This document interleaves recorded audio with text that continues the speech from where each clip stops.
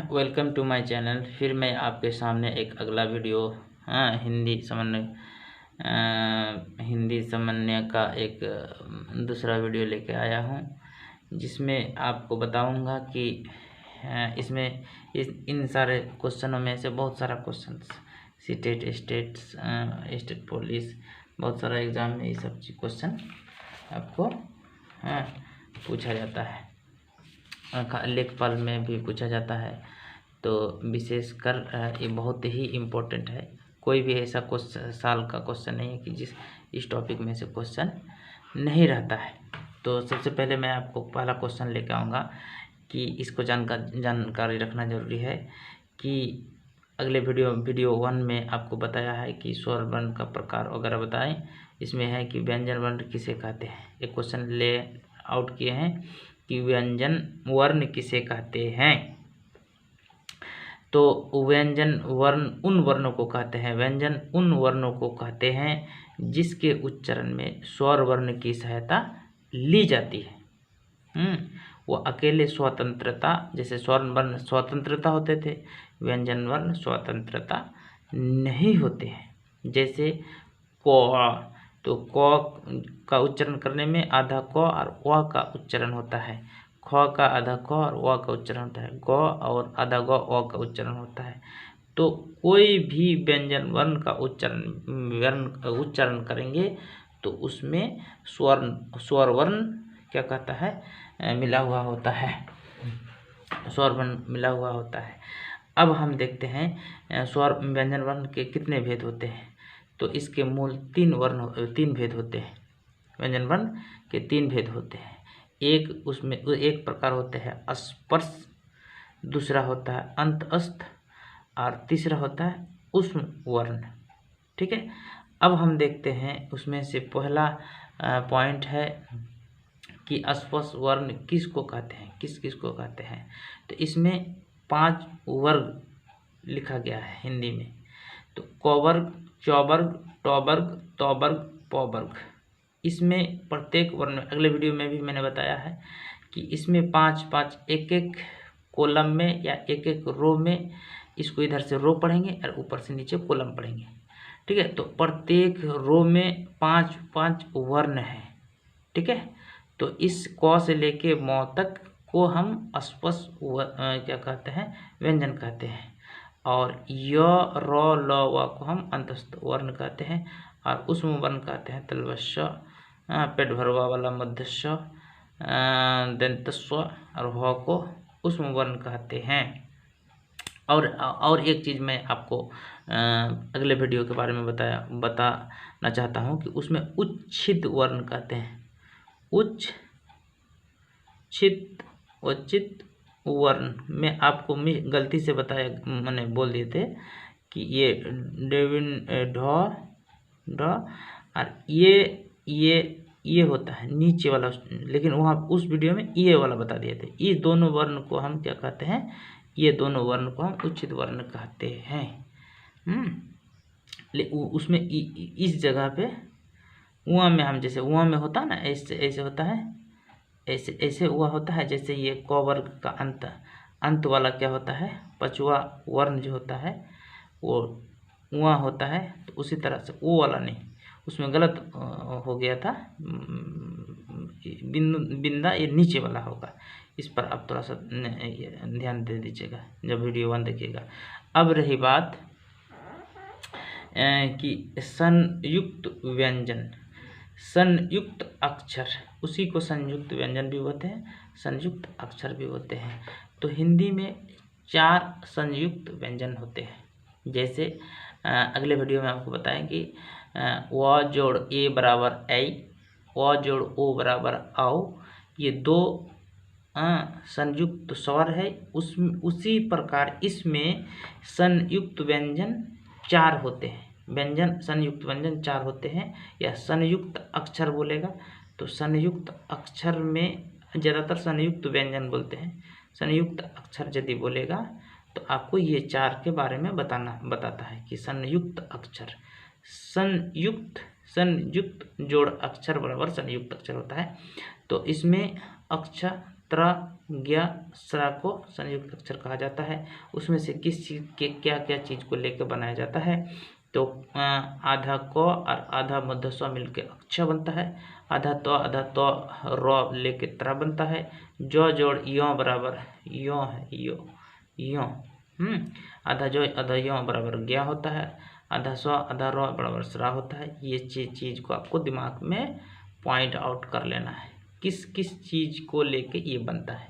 बहुत ही इम्पोर्टेंट है। यदि आप कोई शब्द को शब्दकोश में भी क्या कीजिएगा, आप सर्च कीजिएगा, खोजिएगा, तो इस चीज़ का बहुत ज़्यादा काम आता है। जैसे कंकड़ या कंकल या किंकड़, उन 3-4 शब्द दे देगा, कौन सा शब्द शब्दकोश में सबसे पहले पाया जाता है। तो इस सब शब्द का ज्ञान होना अति आवश्यक है। जैसे इंग्लिश लेटर में आपको ABCD, जैसे एजुकेशन है तो ई के बाद डी आता है, तो ई के डी से पहले वाला जो लेटर होता है, उसके डी से पहले वाला लेटर पहले ई के बाद दिया जाता है। उसके बाद उस हिसाब से हमको खोजा जाता है कि ई के बाद डी वाला किस पेज में जाएगा। हमको ई के बाद ए वाला आता है या ई के बाद सी वाला मिलता है, तो उसके सी के बाद डी वाला ही आएगा। उस हिसाब से इसको भी हिंदी शब्दकोश में बहुत सारा काम आता है। अब रही बात कि इस चीज़ को आप थोड़ा सा दे दें, अनुस्वार और विसर्ग को, उस वीडियो में भी मैंने बताया था कि अनुस्वार विसर्ग अंग आह को आयुग्वाह कहा जाता है। ये क्वेश्चन है, किसको कहा जाता है? आयुग्वाह कहा जाता है। अंग आह को आपको याद रखना है कि इस चीज़ को आप ध्यान रखें, अंग आह को आयुग्वाह कहते हैं। अब रही बात, इस चीज़ को मैं आपके दिमाग में कंठस्थ करा दूंगा ये चीज़ को, कि 5 वर्ण जो होता है, 5 वर्ण होता है, जैसे क वर्ग, च वर्ग, ट वर्ग, त वर्ग, प वर्ग, ये 5 वर्ग होता है।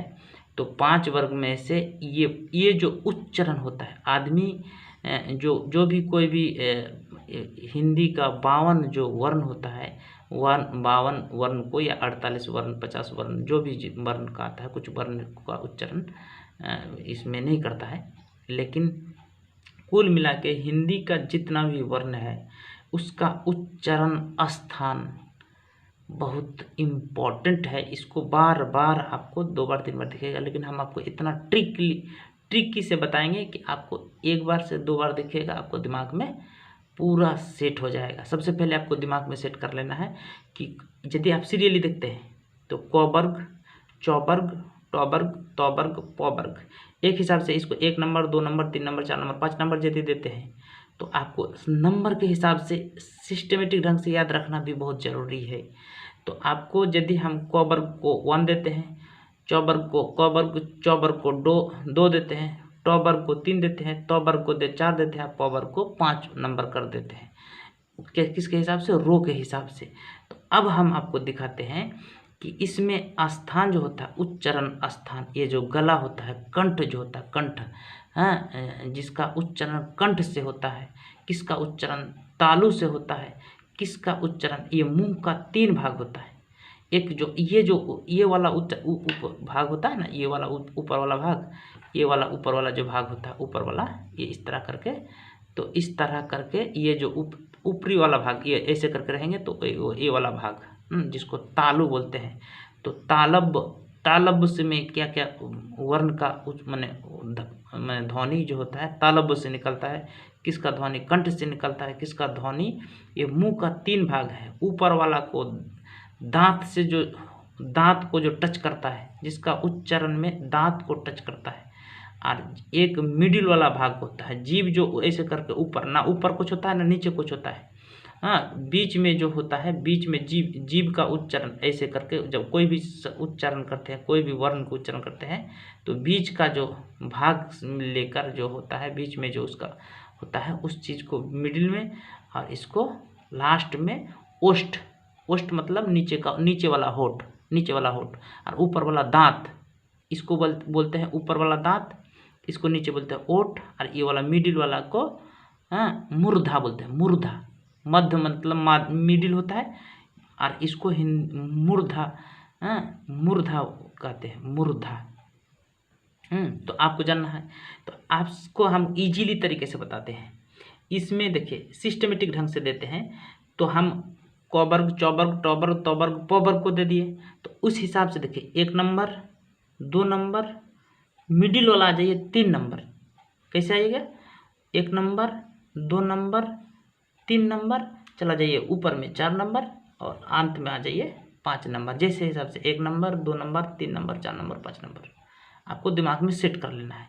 अब रही बात कि क्या क्या उसके अलावा जो स्वरवर्ण क्या क्या आता है, तो पहली 1 नंबर में कंठ होता है और कंठ को आप क वर्ग लेते हैं। क्या लेते हैं? क वर्ग आता है। उसके बाद 1 नंबर में क वर्ग आता है और 2 नंबर में च वर्ग आता है। क्या आता है? च वर्ग आता है। क्या आता है? च वर्ग आता है। क वर्ग, च वर्ग और मिडिल में 3 नंबर दिए हैं, तो इसमें आता है ट वर्ग। आपको सिस्टमेटिक ढंग से बता रहे हैं। क्या आता है? ट वर्ग। और चौथा नंबर में त वर्ग। क्या आता है? त वर्ग। चौथा नंबर में त वर्ग। ठीक है, तो क वर्ग, च वर्ग, ट वर्ग, त वर्ग, प वर्ग और इसमें आता है प वर्ग। क्या आता है? प वर्ग। आपको इस स्थान को नंबरिंग के हिसाब से सेट कर देना है। उसके अलावा क्या क्या क्या आता है, तो उसके अलावा आपको ये चीज़ दिमाग में सेट कर लेना है। क वर्ग, च वर्ग, ट वर्ग, त वर्ग, प वर्ग सेट कर दिए। इस जगह को कंठ, तालु, मूर्धा, ओष्ठ, दंत आपको जगह भी देख लेना है किस जगह के हिसाब से। आपको हिंदी सामान्य हिंदी का जो किताब एक आता है 35-40 रुपया में, उस चीज़ को वो किताब भी आप रख सकते हैं, साइड में रखिएगा, उसको भी पढ़िएगा। लेकिन ये ट्रिक आपको बता दी है। अब रही बात कि इसके अलावा पाँचों वर्ग को तो हम जगह स्थान के अनुसार बांट दिए, उसके अलावा हम देख लेते हैं, इसको दे देते हैं। देखिए सिस्टमेटिक हम जा रहे हैं। सिस्टमेटिक क्या जा रहे हैं कि यहाँ एक ऐसे जा रहे हैं, नीचे से गला से जा रहे हैं, गला से इधर, उसके बाद इधर जा रहे हैं। 1 2 3 का पहले हम ले रहे हैं, तो इसमें दे दीजिए व आ दे दिए। इसमें दे दीजिए हर्षाई दीर्घाई। इसमें व आ हर्षाई दीर्घाई, इसमें दे दीजिए हर्षाऊ दीर्घाऊ। सिस्टमेटिक याद कर रखने के लिए आपको दे दिया, तो आपको दिमाग में भी वो सेट रखना है। व आ हर्षाई दीर्घाई, हर्षाऊ दीर्घाऊ। उसके बाद आपको देखिए, तो इसमें आता है ह भी आता है और आह भी आता है। ह भी आता है, आह भी आता है। इसको लिखिएगा। उसके बाद लिखिएगा, आपको पूछेगा क्या इसमें कंठ वर्ण में, कंठ में ह और अंतस्थ आह भी आता है, ह और आह भी आता है, तो यहाँ पे लिखिएगा यस। क्या आता है? यस। जैसे आपको पूछेगा कि आर यू रेडी, तो आप क्या बोलते हैं? यस। तो उसी तरह बोलिएगा क्या कंठ में ह और आह भी रहता है, तो इसको याद रखिएगा यस। यस के रूप में याद रखिएगा। क्या रखिएगा? यस। ठीक है। अब इसमें कुछ नहीं आता, प वर्ग और हर्षाऊ दीर्घाऊ ही आता है। अब याद रखने का तरीका बता दिए। ह और आह आता है, तो इसमें आप दूसरा वाला में क्या कीजिएगा? बोलिएगा यस। ठीक है, यस। अब रही बात कि आ जाइए, इसमें हो गया 4 ठो, इसमें हो गया 4 ठो, इसमें हो गया 2 ठो। अब इसमें याद रखिएगा, इसको यदि ट वर्ग आ गया, ठीक है, ट वर्ग आ गया, तो इसको अलावा 4 ठो करके रह गया, ये 3 ठो होगा। 3 ठो और क्या होगा? तो र होगा, आधा र, उसके बाद पेट भरवा वाला मध्य स होगा, रस, रस याद रखिएगा। क्या रखिएगा? रस स्रा, रस स्रा। क्या रखिएगा? रस स्रा। याद रखने का कुछ बता देते हैं। यह रस स्रा, रस स्रा। अब इसको याद रखिएगा कि तो वर्ग के बाद देखिए दंत का भी तो आता है, ये भी आप ट्रिक ले सकते हैं। दंत में भी तो आता है, और तो वर्ग उसमें आपको तो वर्ग भी आ गया। अब इसको एक तो और इसके साथ क्या क्या आता है, तो लौसा। मैथमेटिक्स आप पढ़ रहे हैं, तो वो जो लौसा और मौसा होता है ना, lowest common factor highest common multiple, लौसा और मौसा, तो लौसा मौसा के हिसाब से ये दंतस्व वाला लौस सौ होगा। लौसा रौसा याद रखिएगा, रखने का तरीका रखिएगा। और लौसा रौसा स्रा, रौसा स्रा एक ठो जुड़ता है, इसमें 2 ही ठो होता है। ये दोनों वाला में 2 ठो होता है, ये दोनों वाला में 4 ठो होता है, इसमें 3 ठो होता है। क्योंकि 4 ठो फिर 3 ठो फिर ये 2 ठो में 2 ठो। तो आपको याद करने का तरीका बताइए। व आ हर्षा दीर्घ हर्षा दीर्घ, इसमें ह और अह आता है तो आप बोलेगा यस य अधा अधा अंत अधा अंतस्थ तलबस तलबस तलबस तालू वाला तल स है, ठीक है, तलबस, ठीक है। इसको ये हो गया, ये हर्ष दीर्घ है। और ये लौसा रौसा लौसा एक रौस लौसा रौसा 2 ठो करके रौसा स्रा, ठीक है। इतना ही आपको ट्रिकली याद रखना है। तो ये बहुत ही इम्पोर्टेंट है, बहुत ही इम्पोर्टेंट है। उच्चारण स्थान कोई भी दे देगा आपको, कोई भी एक तो वर्ण दे देगा, आप बोलेगा कि इसका उच्चारण स्थान कहाँ है, कंठ में है, तालु में है, मूर्धा है, ओष्ठ में है या तो दंत में है। तो आपको बस तो वर्ग जैसे क वर्ग आता है तो क ख ग घ उ आ, च वर्ग आता है च छ बृ झ ई और ट आता है तो ट ठ ड ढ दंतनु, तो आएगा तो त थ द ध दंतनु, प आएगा तो प फ ब भ म, 5 तो वर्ण आता है। इसके अलावा व आ हर्ष दीर्घ ह अम आर आह, तो आप बोलिएगा यस। उसके बाद लौस रौस स्रा, बस इतना। Thank you for watching this video.